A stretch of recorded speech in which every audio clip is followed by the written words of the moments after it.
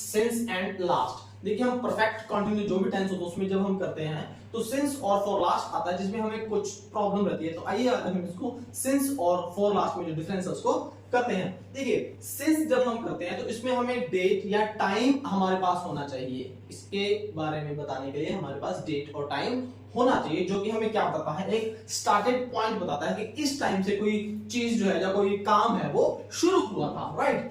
जबकि for last क्या बताता है, वो अभी से लेके यानी कि प्रेजेंट टाइम से लेके पिछले टाइम तक का बताता है।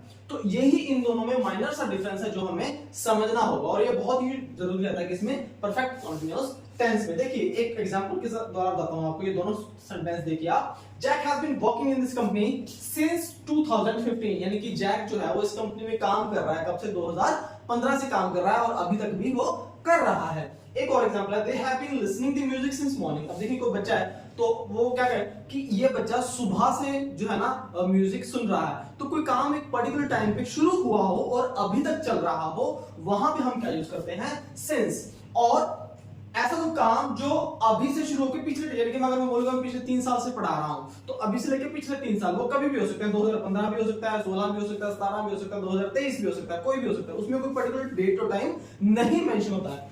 Jack has been walking for last 2 hour, देखिए पिछले 2 घंटे से पढ़ रहा है। अब ये पिछले 2 घंटे कभी भी तो हो सकते हैं ना, ये अगर मैं आज बात कर रहा हूं तो अभी से भी पिछले 2 घंटे हो सकते हैं। अगर मैं 10 साल पहले बात कर रहा था तो तब भी मैं ये बात कह सकता हूं कि वो पिछले 2 घंटे से पढ़ रहा था, 10 साल बाद की बात भी कर सकता हूं। तो इसमें कुछ पर्टिकुलर जो है डेट और टाइम हमारे पास नहीं होता है। They have been listening the music for last 10 minutes, 10 years, 10 months, 10 weeks, 10 hours, 10 minutes, कुछ भी वो हो सकता है। तो होप आप डिफरेंस इसमें समझ गए होंगे। इसके अलावा मैं आपको बताना चाहूंगा, कई बार आपने देखा होगा कि कई कंपनीज पे लिखा होता है, अगर हम कोई प्रोडक्ट खरीदने जाते हैं उसके ऊपर एक चीज लिखी होती है, वो लिखा होता है सिंस, और साथ में उसके एक ईयर दिया होता है, सन दिया होता है, जिसमें लिखा होता है 2020 या 1945। तो इसका अर्थ ये होता है कि सिंस का अर्थ ये हो जाता है वहां पे कि ये कंपनी तब से शुरू हो चुकी है। तो चाहे आप 2023 में देखो या तो 2030 में देखो, तो आपको पता लग जाएगा कि ये चीज कब से शुरू हो चुकी है। 1945 से शुरू हुई है, 2020 से शुरू हुई है, 2000 में शुरू हुई है,